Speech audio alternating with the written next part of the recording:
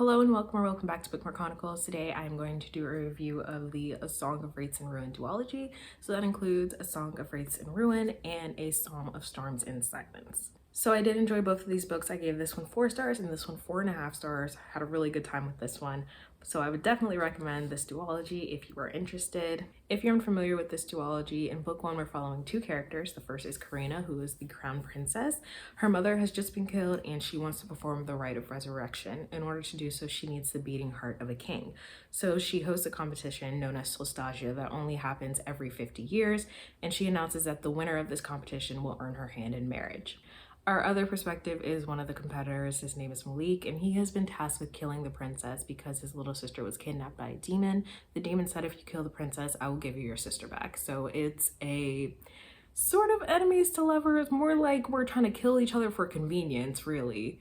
But it was a really fun time. I really enjoyed the magic system and the world and everything that was included in this duology. If you are interested in picking this up after this book ends, book 2 only picks up 5 days after the events of the first one, so there's no weird time jumps in this one, and I really appreciated that. But if you have not yet read A Song of Wraiths and Ruin but would like to, this is your official spoiler warning. If you have read book 1 and not book 2, I won't be going into spoilers for the second book just yet. I will give you another warning when I do, so stick around for a little bit and let me know if you felt the same way that I did.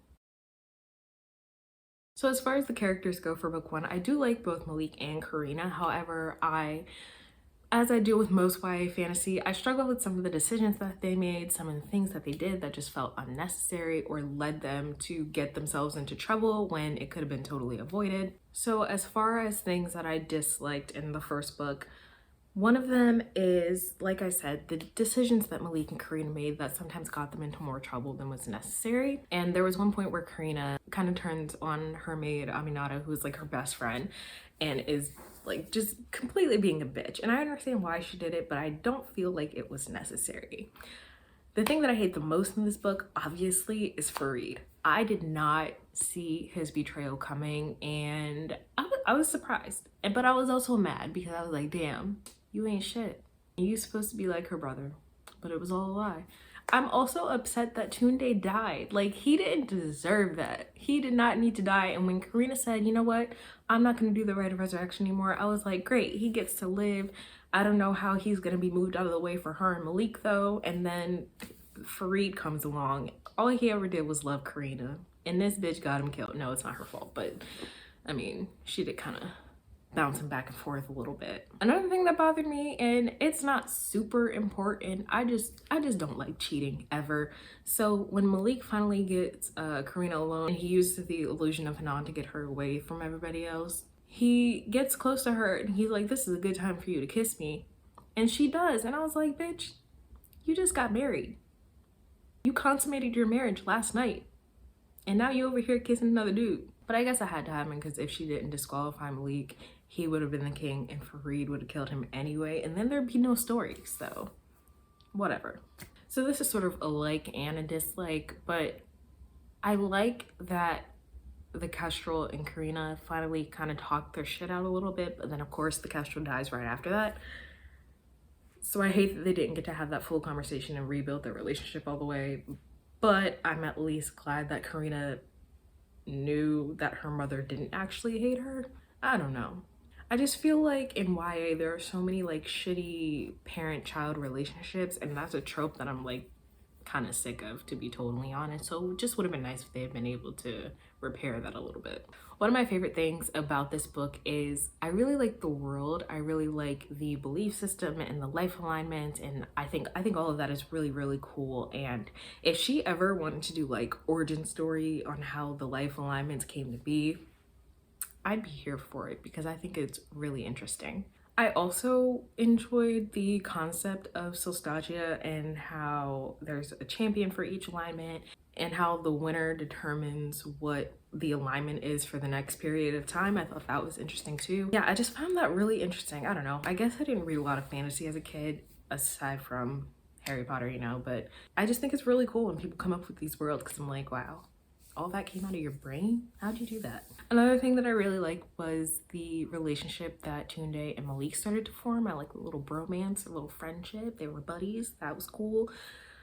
Again, pissed that Tunde died, but I get it. It had to be a part of the story. I understand. I wonder if when she was creating this, she was just like, yeah, I'm gonna kill you.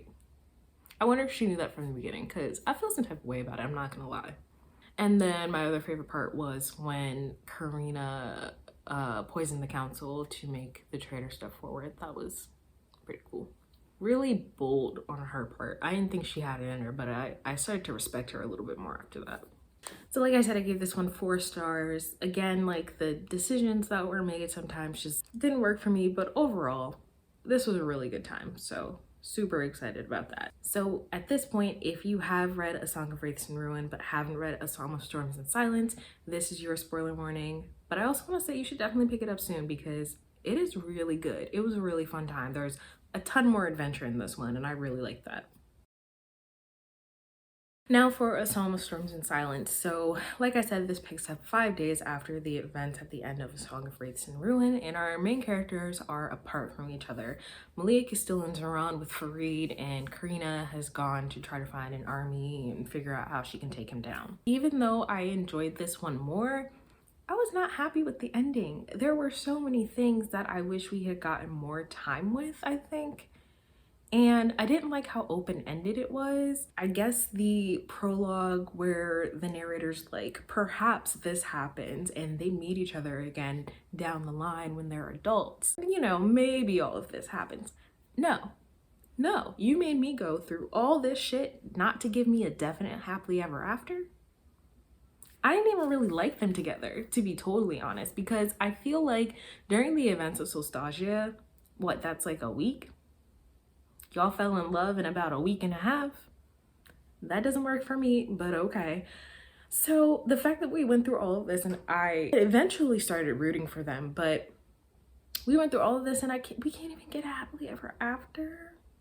We don't even get like, you know, they were apart for a year or two, visited each other occasionally. No, they were writing, they lose all contact at some point, and then they just happen to run into each other in Tehran one day. That's it. That's all we get. I didn't appreciate that. I really didn't. I also didn't like that Afua wasn't mentioned at the end. I know that she became the guardian of that place and the location has to change and all of that, but I just wish that we had seen a little something. Maybe, you know, maybe she can contact Karina and say, you know, I'm doing okay. I'm okay with this decision that I've made. Or maybe have seen Karina telling her family what happened to her. I just felt like she didn't get the closure that she deserved because I feel like she's such a large role in Karina discovering her own magic and everything. So I feel like she deserved better, a better ending. Another thing was I really hated the way that Layla and Nadia abandoned Malik. And I understand that they didn't like that he used his power on them. I understand that they felt betrayed. They felt manipulated. I totally understand that. But what was he supposed to do? Let them get killed during the rebellion? Let them not be taken to safety? And I understand they didn't trust Farid, but I think that they should have trusted their brother. And then the fact that they just up and dipped in the middle of the night, I don't think Malik deserved that. And the fact that we don't even really get closure for them, it's again, perhaps he finds them on a beach somewhere. Like, I wish that we had actually seen that reunion and seen him gaining their trust back. I feel like that was also deserved. And back to Karina and Malik for a second. We watched the two of them break generational trauma together, and I just feel like we should have been able to get the definite happily ever after, you know? Like, I want to see Malik become the king. Like, I want to see a wedding. I don't even like romance all that much in fantasy, but if you're gonna make me go through all this shit, then give me a fucking happily ever after. Another thing that I hated in this story was obviously Farid again.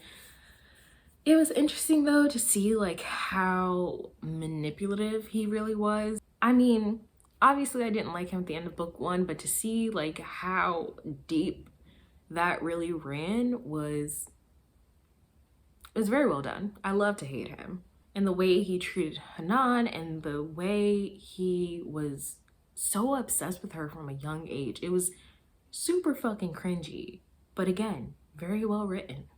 And I typically dislike friends to lovers because, and I've mentioned this before, when it's a male and a female friendship, the male character always feels entitled to the female character, which is exactly how it was with Farid and Hanan. But I guess in this one, it's well written to me because he's the villain and I didn't like him anyway. Whereas in other series such as like Shadow and Bone, Mal is super possessive and has been ignoring Alina for all this time, but suddenly gets jealous when someone else is paying attention to her.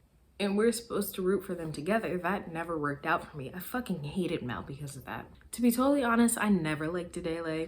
I felt like she was super fucking cocky in the first one. And when Karina beat her at that game and kicked her out of the competition, was super happy about it. But then when she came back in the end, I was like, okay, this is interesting. I guess maybe they'll be friends. The fact that she was so quick to turn on Karina and be ready to give her to Farid to do the right of renewal, bitch. And I get it, like one person dying compared to millions, I get that.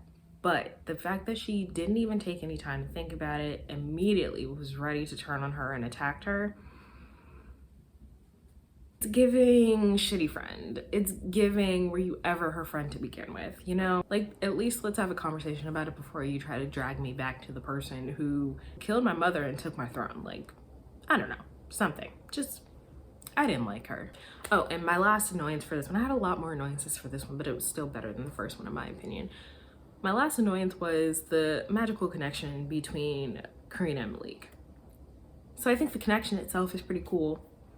However, y'all used this connection 5 times, and not once did you think to tell each other the whole fucking truth of what you knew and start helping each other. But no, y'all gonna sit there and flirt and make out and all this shit. Come on now. Focus. There's more important shit happening right now. Pay attention. And I guess like the first time they didn't realize it, and then they woke up bruised and they're like, okay. And then the second time, that's what she finds out about the right of renewal. But those last 3 times was the excuse. All right, so to end on the positive note, these are all the things I did really enjoy about this book. The first one being the flashbacks. I like that we got a flashback to the night that Karina was born, to the friendship between Bahia and Kenu, to the storylines of both of their families and how they knew each other and for how long they knew each other, and all of that stuff. I found that really interesting. And also how the history of the Oraji and Zawenji played out. I also really like Hanan's story. At first I was like, okay, well, maybe Karina's gonna have to kill her sister a second time. And that's what I thought would happen when they were fighting, when they were supposed to be performing the rite of renewal. But then after that, like, you know, they're working together to try to fix things. And I was like, no, maybe she'll stay. Like, that'd be pretty cool. But that didn't happen. And even though I was like genuinely sad when Hanan left, I felt like the scene with her walking away with their parents felt right. I'm also glad that she's the one that killed Farid and that she finally learned to stick up for herself. That was pretty badass. I like her new characters, Karakal and Ife. Both of them were pretty cool. I love Ife the most. They're so great. I also really like the concepts of the rite of resurrection and the rite of renewal, and how, like, the way that they have to be done and the 4 things that are needed for each, and how we found out that they both had to be done the same time as the characters, and then seeing the plague and the storms and the locusts and all of that happening because one had been performed and the other hadn't yet. That all of that was interesting. I did not expect Hanan to be the beast that they were talking about though, but then again, it does make sense. It does make sense. I also really like that Idir was the one to save Malik and Karina when they fell into the water. I thought that was really cool. I also like that Malik and Idir kind of sort of became friends by the end. Wasn't expecting that, but I'm here for it. I think overall, the fact that there was more adventure and chaos, basically, I think that's why I ended up liking this one a little bit more than the first one. But this is a really good duology. The ending could have been a little better, but I still had a lot of fun with it, and this is definitely a series that I would recommend to people. It was really good. So if you made it this far, let me know how you felt about either one of these books. Otherwise, that's all I have for you today, and I'll see you in the next video.